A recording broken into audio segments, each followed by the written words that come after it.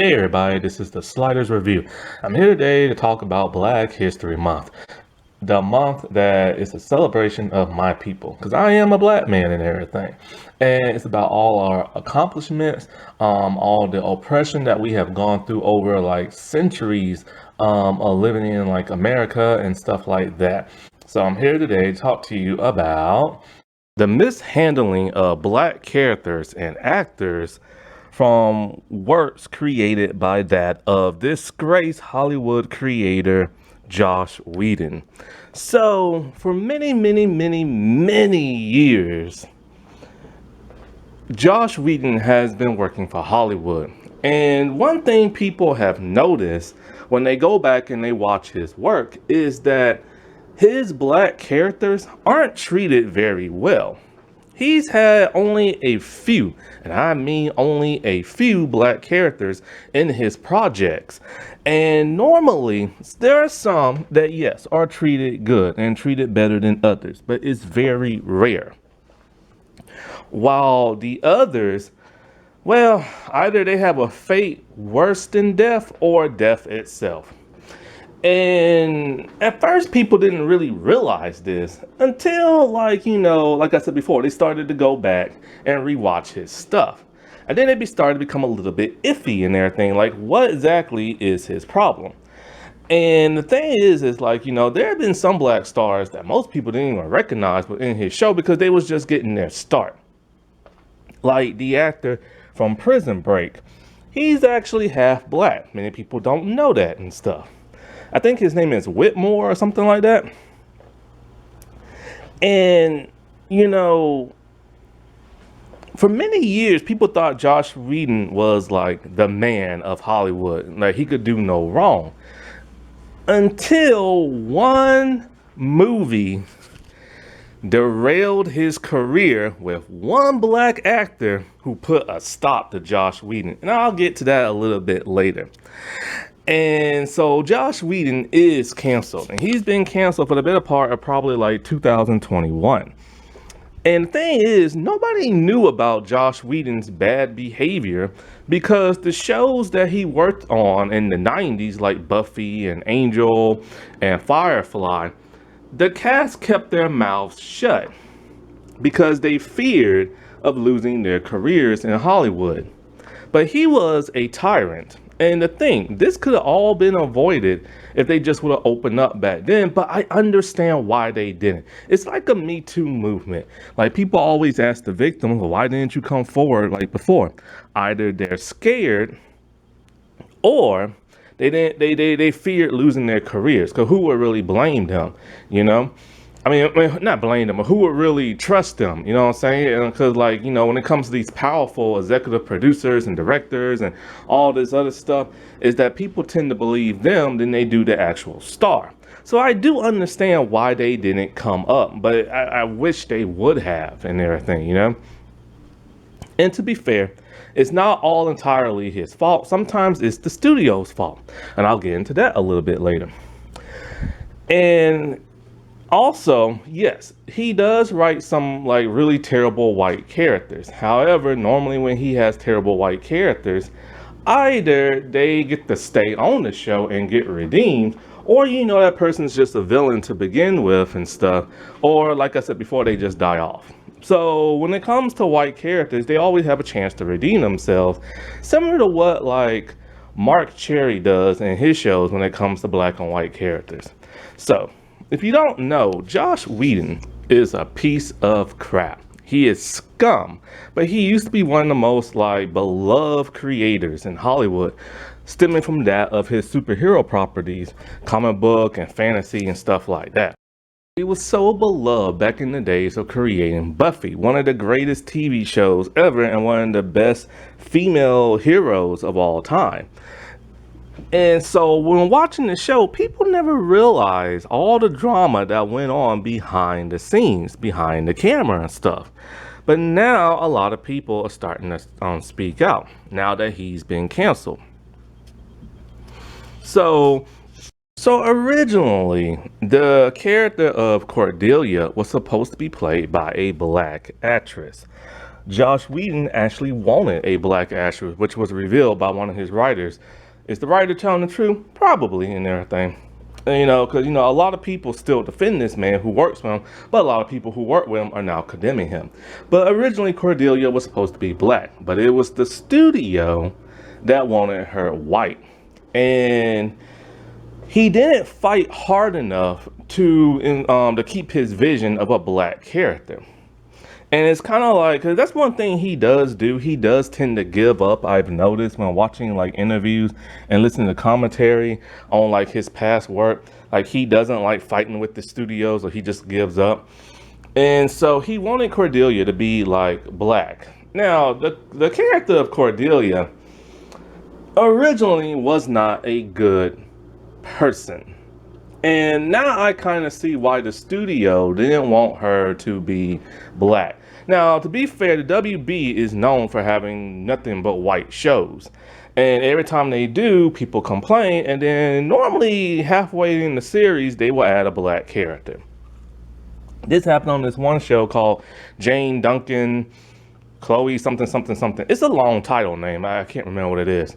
First season was nothing but white folks. And then the second season, they added a black guy. Omar Gooding, I believe. And I've never seen the second season because I didn't watch the WB back then.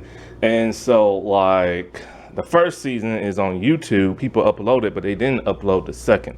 And so anyways, the WB is known for like having tons of white shows on white characters. And so the Cordelia character was terrible in the beginning. In the first season, she was nothing but a queen bee, a bully who would make fun of everything and everybody. She was the one of the original Regina George. And so she's so snotty and terrible that it's like, really? You envision her to be a black character? And that's just degrading right there. Like that says a lot. And over time, yes, Cordelia did become a much better character. She started working with the gang, hoping to take down vampires, kind of. But she was still always in her snooty, snotty little way. Then by the third season, when she got her feelings hurt, she went back to being nasty again. Then after that, she left the show.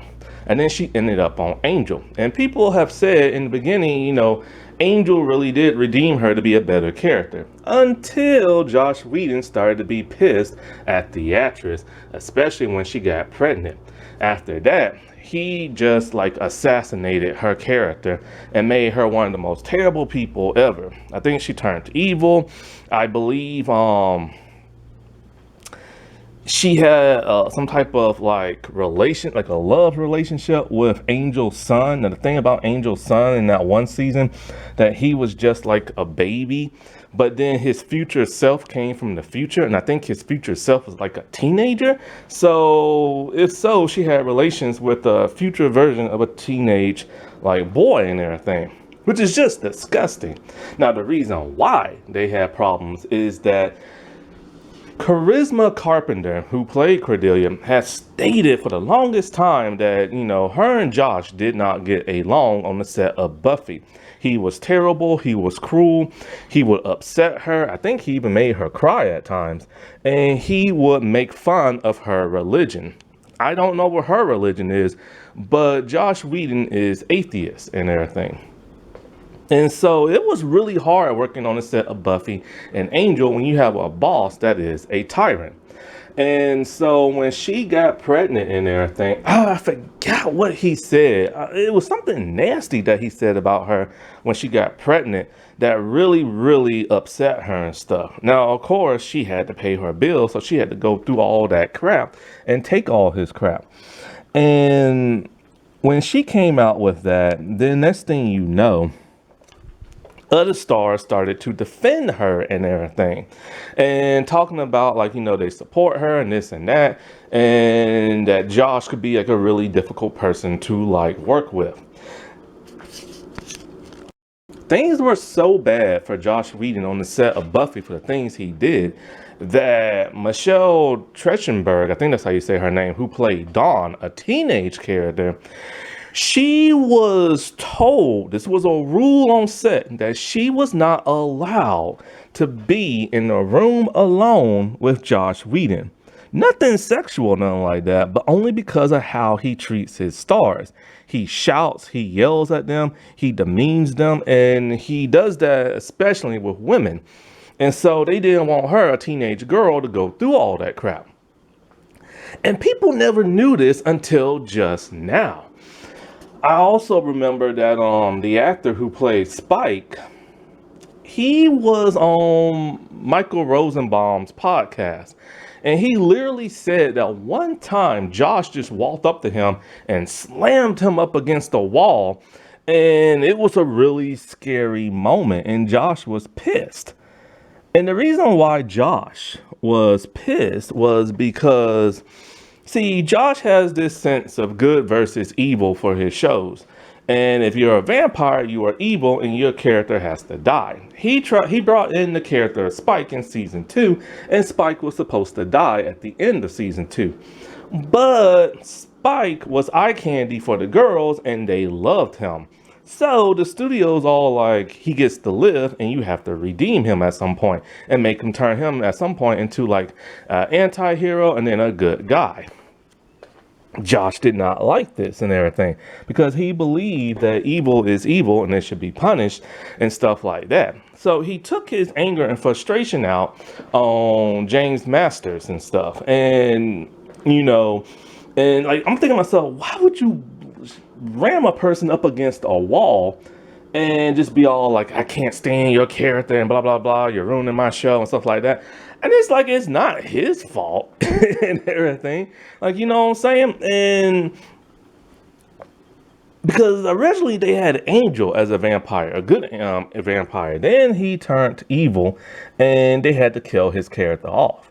Next thing you know, the next season, they brought him back to life. And I always thought that was kind of weird why they brought him back to life. And now I know it's a studio interference type stuff. So Josh has a history of anger. He was supposed to direct the Batgirl movie, but his wife came out with a thing talking about he's not a real feminist and all this other stuff. He's cheated on her. He demeans women. After that, he left the project because, after all that, how would he ever get to direct a female hero movie, On the set of Firefly, one of the writers has finally confessed and said that Josh would make, certain female writers cry because of the way he talked to them. Josh Whedon is very much a man-child. He's the type of person who's like a little kid who's on the playground and will chase a little girl with like frogs or snakes. He's like that type of person, And so this is the type of person that he's been for decades and nobody has ever said anything. Now on to how he treats black characters and black stars. Now that you've gotten a little bit taste of what this man is like. Buffy is his most successful show. And Buffy ran for about, 7 or 8 seasons. And so like in that time in season 1, there was no black characters whatsoever. Many people question this. Now, they reside in California. Not only were there no black characters in the show, but there was no Latino characters in the show. Back then, Hollywood didn't care for Latino characters or Asian characters, this and that. So when people complained, it was mostly because like, hey, look, man, you ain't got no black people in your show. So he started to introduce black characters by the second season. But every time he would, they would either be like, killed off or something like that. And some of them was bad. So like, okay, we expect them to be killed off, but not that quickly and stuff. Because a lot of the white evil characters get to stay for a very long time. The first one was Absalom. And he was the henchman and right-hand man to that of this little, I forget, the anointed one or something like that. It's like a little kid who was in an accident and he was chosen to be like this evil demonic thing or whatever. They had to worship him, whatever. And so in the first episode, this character comes back and then the black vampire dude is introduced and everything. He's bad, he's evil. He doesn't get much screen time because he mostly sends his henchmen to do like the dirty work and stuff. And so you would think that, okay, the little kid character who now is turned into like a vampire and stuff like that, he lasted on the show for about 2 episodes in the second season. Now I think the reason why he left because he was like a little kid, and it's never really been explained why they wanted him to leave. It could because of how Josh treats people, or it could because he was so young he had to go to school. Who knows? You know what I'm saying? But the kid lasted for all of 2 episodes, or maybe 3, in like season 2. But his black henchman died in the very first episode. And so at that time, people didn't really think anything of it because, like, okay, he's a vampire. There's been another vampire who's been white who died, but there's been other vampires who are hench people who get to survive for a very long time, whether they be on the show a lot or a little. And so it's kind of like, well, why? Why couldn't you keep this character? Then we get to the second black character introduced. Kendra. Kendra is the one who started this debate many years ago. Kendra is a slayer, a very beautiful young lady. She was activated when Buffy died at the end of season 1, but then Buffy came back alive. And so because of that, it activated the next slayer in line, which was Kendra. And so she got her powers and stuff like that. And so she came to like America to, like, you know, be trained by Giles and this and that, only to realize, oh, he still has his original Slayer. And so Kendra was like, we don't really know too much about her, but people was very fascinated. Here's a new Slayer. She's young, she's beautiful, she's black. Like, people really wanted to get to know her more, but nobody really ever did because she wasn't written to stay on the show very long.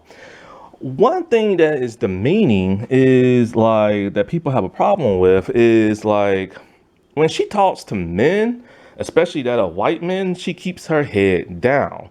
Like she doesn't look them in the eye and talk to them. This is considered to be very prejudiced and racist because that's how black people was treated back in the day when they would have to talk to a white person or see a white person on the street. They had to keep their head down. Now, the so-called explanation for all of this is that, like, you know, she is kind of like subservient to that of men. And so women that are like that keep their heads down. It's very odd and very weird. She was, and then there's other people perceived that when she talked to Xander, maybe she had a crush on him and kept her head down. Either way, it's just a very bizarre thing, and people didn't really understand why she was like that. Then she leaves the show after that episode, only to come back in the finale to fight Angel and stuff like that. I forget what country she's from. I think she's from like Kenya or something like that, which I don't mind her being from like an, you know, another country and speaking with a thick fake accent. I don't mind that. At least that gives us some type of like otherworldly diversity on the show. The only thing we know about her personality-wise is that she just trains. She has no personal life. She doesn't do anything for fun. She doesn't go out. She doesn't have friends. She just trains really hard. And one can look at that as a good, like, you know, characteristic, but others can look at that as just a one-dimensional character. Then she is murdered by that of Angel. And it's just like, dude, she's only been in probably like 1.5 episodes, maybe 2, 3, something like that. And already they killed her behind off. And it was one of those things that really pissed a lot of people off because they wanted to get to know her more because she was just so different from that of Buffy. And what makes it worse is that she activated Faith. Now, the whole thing with Faith is like, I guess the writers learned from their lesson after they pissed off fans. They wanted a second Slayer to stay in the show for a lot longer. And Faith lasted all the way to the end of season 3 until she was seemingly killed off, then brought back in season 4 just so they can finish up her story arc. And then they let her escape.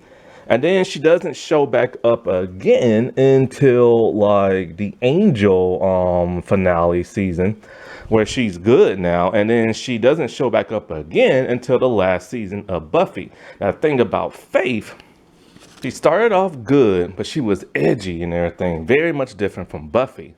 And then she killed a human by mistake. After that, she just turned into an evil person, and she started working for the mayor, killing as many innocent people and doing his bidding and stuff. She was an evil, terrible character. Now, she's half white and half I think Iranian or something like that. The actress is something like that. And so like, but people always look at her as just like white. And so like, um, what is it? So it's like, okay, you can kill off this other Slayer who's good, who happens to be black, but you keep the white girl who's evil all the way to the end of the series and keep her alive. After all the bad stuff she has done, see, she was redeemed. And that's what they do for their evil white characters and stuff like Spike. Spike was an evil vampire. And he was supposed to die, but fans liked him. So they kept him around, still doing bad stuff, mind you. But then after a while, he started doing good stuff. And then he started doing something really bad where he almost assaulted Buffy. Then he got his soul back and he turned into like a nice guy. And then he died in the finale, only to come back in the Angel show. And it's just kind of like, y'all always do this when it comes to evil white characters. There's then Mr. Trick, who is introduced, I believe, in the 3rd season. Now, he's a black vampire who's been around for a long time, but when he's introduced, he is the henchman once again to a white vampire. This is the second time a black vampire has been the right-hand man of a white vampire taking orders and stuff. That white vampire dies, so then he does kind of like this Slayer-palooza type thing where tons of vampires try to kill the Slayer. Then after that, he is kidnapped by the mayor henchman and he starts working for the mayor. So once again, he is working for a white man who is more powerful than him. And it's just kind of like, well, can't he just be his own vampire? Can't he just be his own villain and everything? Does he always have to be like, you know, a henchman to like a white man? And then to top it all off, he is killed very early on in season 3 just so Faith can be the right-hand woman to that of the mayor. Like, are you kidding me? Not only is the man constantly working for white people, but then he gets killed by a white girl just so she can start working for the boss. I mean, ugh. And yes, I'm not saying he shouldn't die because he is a vampire, but they could have gave him a better story arc than that. Olivia Williams. I actually don't remember this character much, only because I think I've only seen the 4th season maybe 1 or 2 times and stuff. And so when I say I forgot this character, I mean I forgot this character because as soon as she appeared, she left the show. Basically, she is only just brought in to be Giles' love interest. Which is something I hate when they do to characters. It's kind of like they can't think of anything for this character, so they make them a love interest. And they always do that to people of color a lot, which is really something I hate. Anyway. So she comes in as an old friend of Giles, and then next thing you know, some of the demon vampire stuff gets too much for her, and she leaves just like that. I think she was only in 2 episodes. And only 2. I'm just kind of like, she couldn't be in more than that. She couldn't be like Jenny Calendar and last for a lot longer and stuff like that. She only appeared in 2 episodes, and when things got too scary for her, she left. But Jenny Carpenter lasted for like a lot longer and stuff. Ugh. Then there's Forrest Gates. Now, basically, Forrest Gates is a college student who works for those like, you know, military demon slaying people. He hates Buffy to death, and he constantly acts like an antagonist to her because he feels that she's brainwashing that of Raleigh's mind and everything because he can't think straight and he's changing his ways and he doesn't want, like, you know, Raleigh to like leave. I think that's his name, Raleigh. And so basically this is when the whole Frankenstein Adam type thing comes in. Adam was a human, worked for the military. Then when he died, they reanimated him kind of like Frankenstein, and then he wanted to take over. So the Forrest character is just so nasty constantly. Every scene he's in, he's just there to be like a rude, nasty character. And so I don't have a problem with that. If only they would have treated him better towards the end, kind of like they did Cordelia. How is he treated? Well, he dies, and then he gets reanimated to turn into a Frankenstein monster himself. And then, like always, he's killed off because that's what they do with black characters for the most part. And I'm just kind of like, you couldn't give him a redeeming arc before he died or something like that. Like, you just had to make him pure evil throughout the entire season. Then there is the cameo that pissed me off. So when I was watching season 4 and Buffy and them was in college, there was like a college party, and I recognized somebody. I recognized Walter Emmanuel Jones, who was in Mighty Morphin Power Rangers and played the first Black Power Ranger.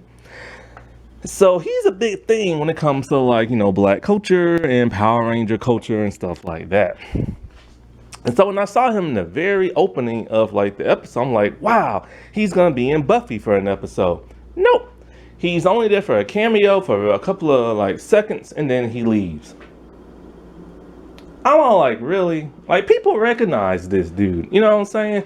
Like, because he left Power Rangers in the second season and people haven't seen him since. And so when I saw him, I was all happy and excited only to see it was nothing but a cameo. Then there is the first Slayer, Senya. And so I don't remember her first appearance. I only remember her in her second. Many seasons later, when they went to like the spirit world to talk to her. And when they talked to her in the spirit world the second time, she was like really nice. And so, but you know, a lot of people did not like her portrayal. And the first time I'm like, what are they talking about? Because I don't remember. And so I did watch that episode. I'm like, oh, okay, I get why people are upset. Now, the first Slayer came from Africa. And for some reason, that pissed people off, which I don't know why, because she came from prehistoric times. So you going back to Africa from the very beginning, yeah, you're going to see a black person there. So I'm not expecting her to be like in Britain or nothing like that, you know. So I'm okay with her being in Africa. I'm okay with the way she dresses because this is prehistoric time. And so basically they tried, I think, to ask for her help in order to take down like Adam. But she got pissed at, like, you know, Buffy and her gang, because she's all like, the Slayer works alone. That's how it is. You're not supposed to be in a group of people helping you to fight.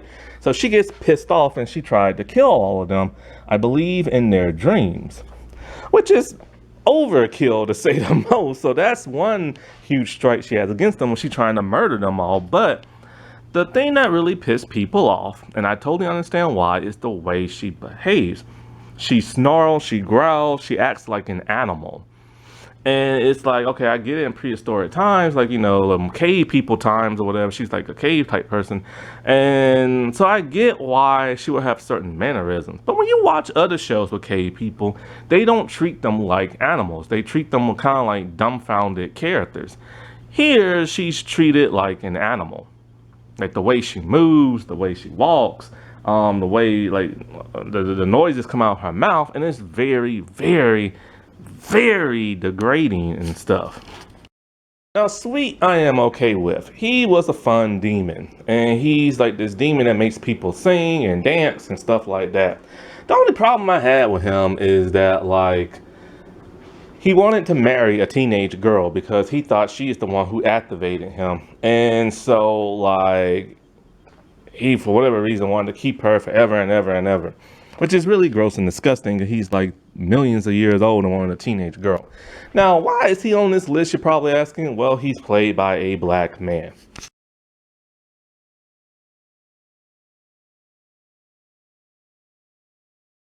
Now we get to the two Woods. So Nikki Wood is like, you know, a female Slayer. And so Spike killed her because they had to tell this story of how Spike killed two Slayers. And nobody knew who they were. One Slayer was Asian, operating out of China, and the other was that of Nikki. And people had problems with both those Slayers being killed. Not for the fact that they was killed by a vampire, but for the fact that, like, you know, he put the Asian vampire in China. And they're all like, couldn't you put her in another country? Why she had to be in China? Because she's Asian. I don't have a huge problem with that. I mean, because Slayers live all around the world and they travel all around the world. So maybe that was her hometown. You know what I'm saying? Because Buffy's from America and California and she's white.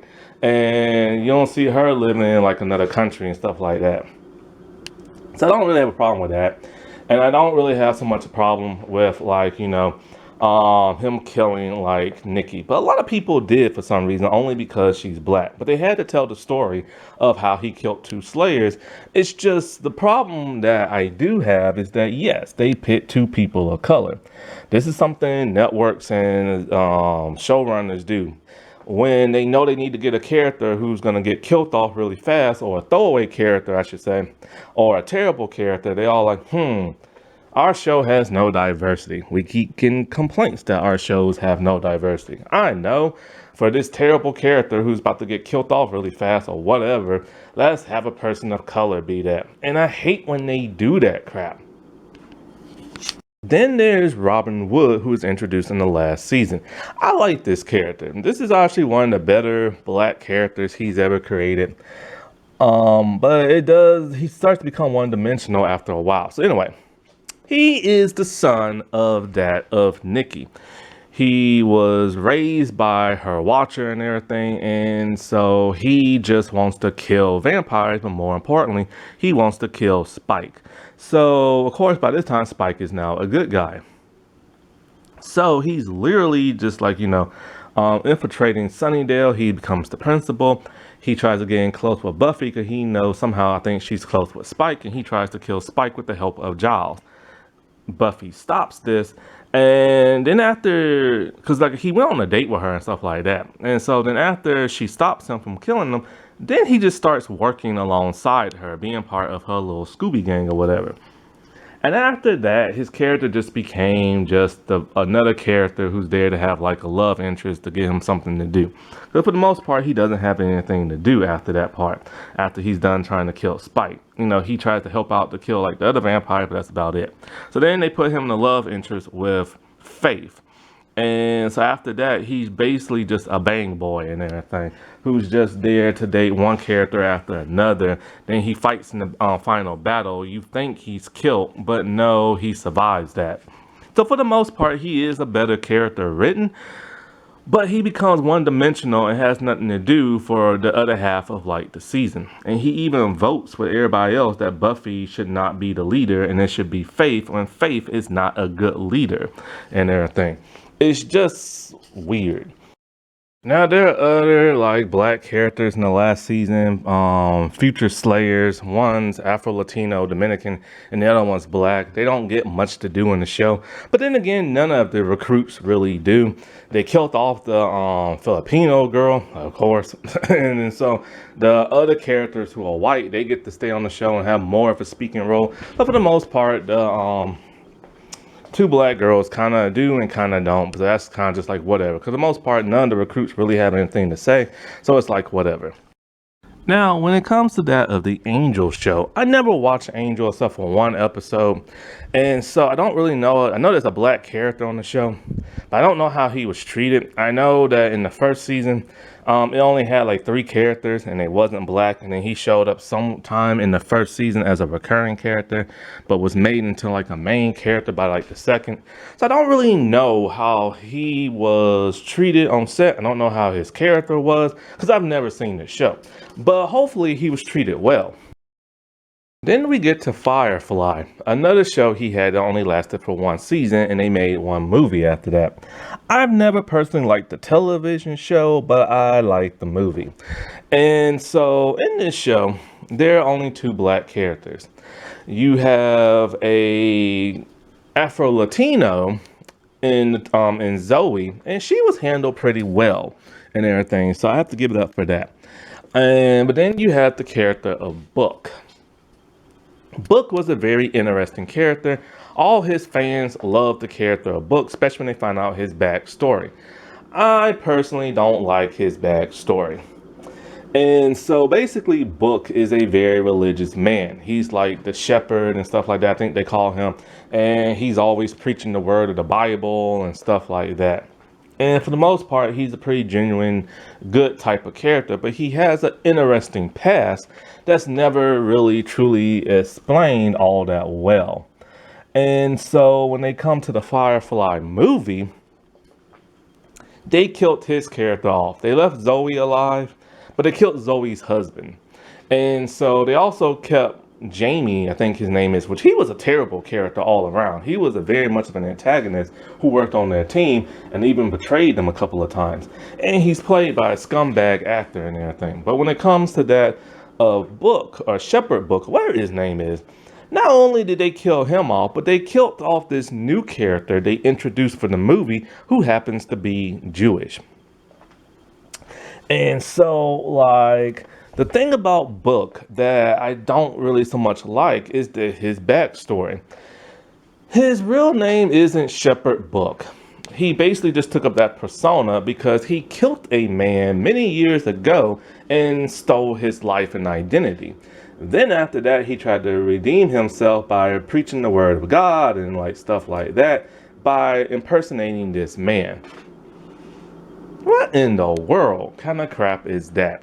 Now, there is another black character in that movie, and he is the antagonist. Basically, he's going around killing people with a sword only because he works for this type of government. And the government's all like, look, we need this girl back. She's like the key for something, blah, blah, blah. So, in order to get her back and to show how evil he is, he's just murdering people left and right until he finds out the truth about what really happened. I'm all like, really? He couldn't just go around beating people up. He had to go around killing people and everything, and with a sword. And now that brings us to the whole Justice League debacle that got Joss Whedon canceled.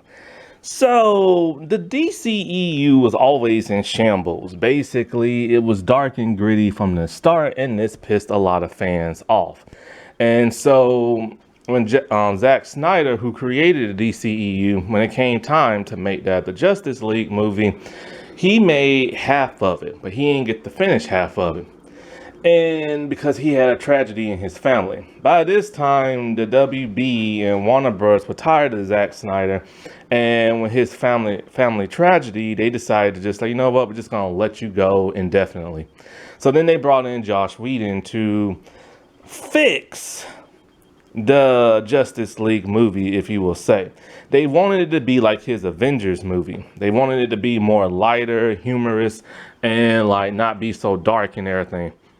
So he did that. He infused humor in it like he does with everything. He changed a lot of stuff and he deleted a lot of stuff from the movie. And so the movie always felt weird and it did terrible at the box office, but they kept him around. And then he did like a TV show after that, but I've never watched that TV show. And so Zack Snyder is a sneaky man who will take pictures and Photoshop stuff and you know, and be all like, there's like, you know, more to my movie than what was shown. And also some of the stars started coming out like Ray Fisher and basically said like, you know, what is it? There are a lot of my scenes that were cut from the movie. And so this started the whole release the Snyder Cut thing, which I said before, he would that will take like he recorded footage from stuff that he made that wasn't put in the movie, will leak that online and Photoshop some stuff like, you know, the black Superman suit and stuff like that. And so Ray Fisher was very, very pissed off that his scenes were cut. See, Ray Fisher, this was his first break in Hollywood, his first real project. Before then, he just did theater stuff. So he thought this was gonna be his his lucky break and everything.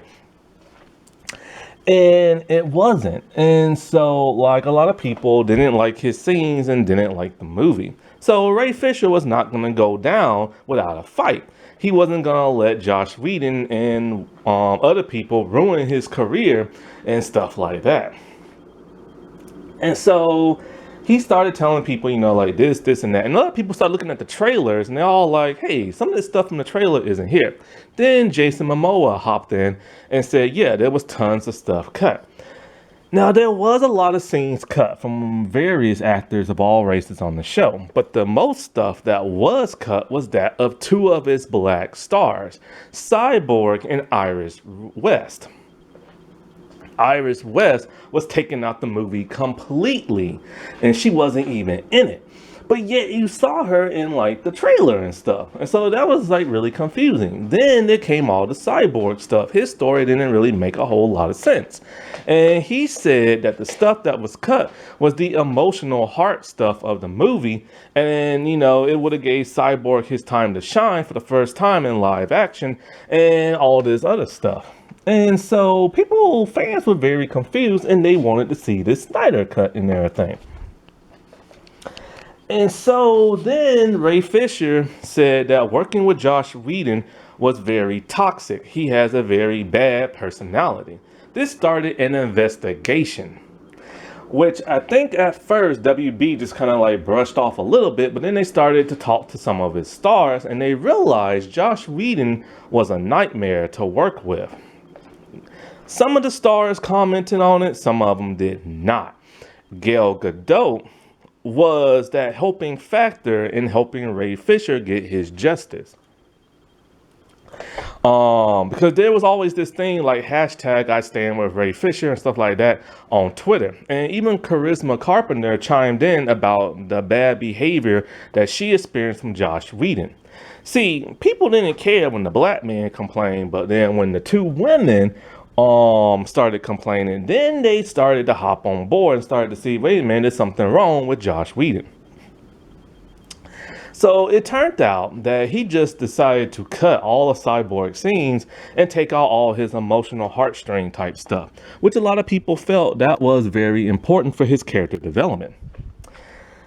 Then, like I said before, he got rid of the Iris West character altogether. And she was just completely just like taken out of the movie. But then when it came to Gale, him and Gale had some serious problems on the set. He would put in sexist jokes throughout his Whedon cut, if you want to call it that. And you see it throughout the movie. There's a scene when Aquaman is talking about how hot like Wonder Woman is and what he'll like to do with her, only because the lasso is around his foot. And it's making him tell the truth. Then there's a scene where the Flash falls down on Wonder Woman and he's just laying on top of her. She refused to film that scene, and that was her stunt woman and stuff. And him and her had so many problems that she had to go to HR, which after he found that out, he started talking all kind of crap about Gale and everything. Talking about how, and there was like a shouting match he had with her at one point, and then he went to like a friend talking about, you see how I shouted at her? You see how good that was? I bet she's gonna cry and everything like that. He is a man-child bully. Then he threatened to ruin her career, and then he said, I don't know which one it was, he said something about either the reason why he cut Ray Fisher scenes is because Ray Fisher isn't a great actor. And to be fair, like I said before, this was his first project. He was all right. He was pretty solid. But to be honestly, nobody in the Justice League gave a great performance. These are some of the people who sometimes they can give a good performance and sometimes they can't.